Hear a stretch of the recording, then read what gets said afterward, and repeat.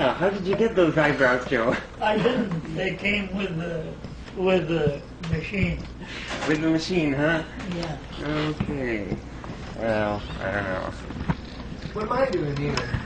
Oh, you know, don't give me that crap. He's already talked to you about questioning. I had no part in it, Joe.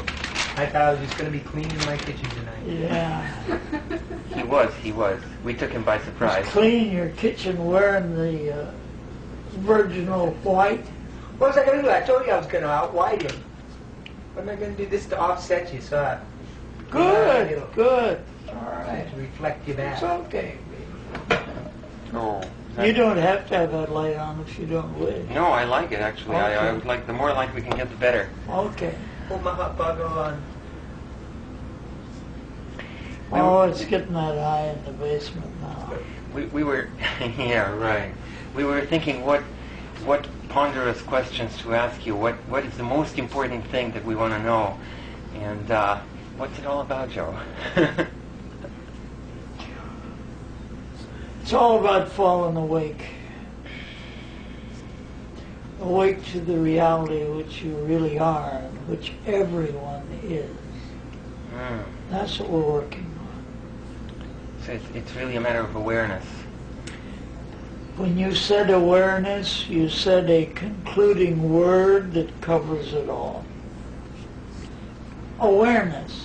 But awareness of not only the fact that you're living in a physical vehicle, a body, but the only way you're contacting reality outside of a mental process is through your senses, your eyes, ear, nose, and so forth. Huh? Mm-hmm. But there is a part of you behind the mind, consciousness itself. And it is combining the head and the heart as far as your mentality and as far as your emotions are concerned. They're really both out of one source. Just the same as we say in Sufism, toward the one. Not only toward the one, you are the one. And so is everybody else a part of it. Huh? That's the idea. This is your wearing, your body. It's only a very small extension, less than that much. Huh? Because your consciousness behind it all is observing it all, being still.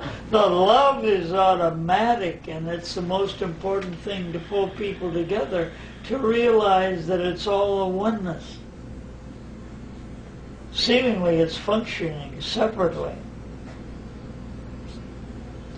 but it's really a oneness. So what you're trying to do is get to that consciousness behind this act that you're doing in life, in a body, and the reaction to your senses. And you fall awake when you get to the point that you can, with your eyes wide open and acting your life out just as it is, to be aware of that other part of you that's just observing it all and understanding it and not being hooked by it. So they have to have this or they have to have that. That's the whole thing. Once you've come to the point of non-attachment or harmony, there you are. Everything's okay. I'll tell you, you have moments of it all the time in your life. When you first wake up in the morning, Yeah. after you go to the bathroom, Yeah. the next thing, even while you're going to the bathroom, you says, I'm here. Who is the I? Who is the I that's saying I? What is the I? Is the I your physical body? It's a part of it, yes. But is it the essence of it that comes to that conclusion? Is it something in the brain that contains all the events of your life so that when you wake up the next day, you know it's you? Huh? Well, what is it that contains that? The brain doesn't contain it. Your consciousness contains it. And your consciousness is ever the same. It is clear awareness. It's no thing. But if you understand that you are no thing, then you can understand everything. And then you have fallen away. Yeah, you make it sound so simple. Well, that's it. You wanted a synopsis, I'm telling you. That's it. We have some people that are polarized mostly with their emotional nature. We have other people that are polarized in their intellectual nature. And if it's in the intellectual nature, sooner or later they have to find the other side and tie it up with it before it functions or before you can get through to it. So both are needed. Both are needed, the emotional and the intellectual. But the attachment of the emotional sooner or later turns to the reality itself. That's what is making it all happen. Not just the particular events in anyone's life, but all of it is, well, there's a set of words that covers it very nicely. The manifested universe is the keyboard upon which the master artist of spiritual reality plays a symphonic arrangement of life. Now you get it expressed to you miserably. Right there. Now, where did I get that verse? Well, when it first came to me, I thought that, well, Miller, you've taken something out of context that you read in some book, and you're using it as your own. So I dug back in my own consciousness to see where I'd heard it in any book, and I hadn't. I got it one morning after doing a midnight show in a burlesque house, no less. I went home, went up on the roof of the apartment I was living in, and just as daylight was coming, that the whole thing came to me just like that.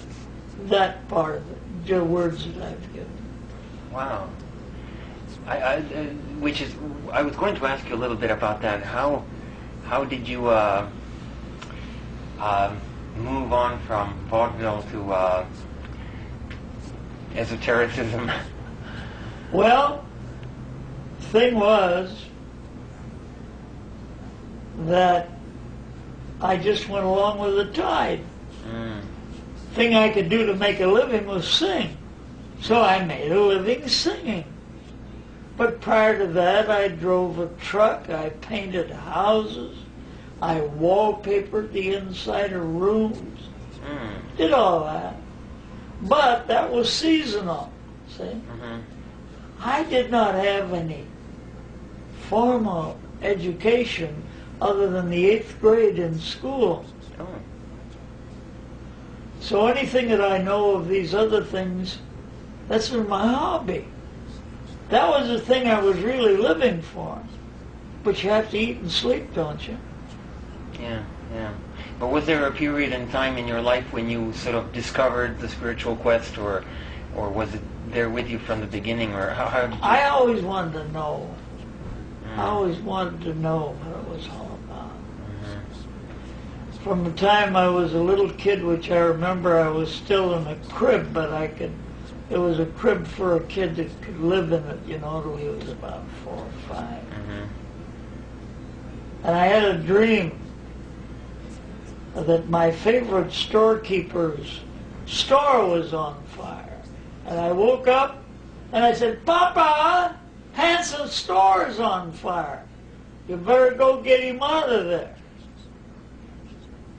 Well, Father said, "Joey, are you dreaming again?" I said, "Yes."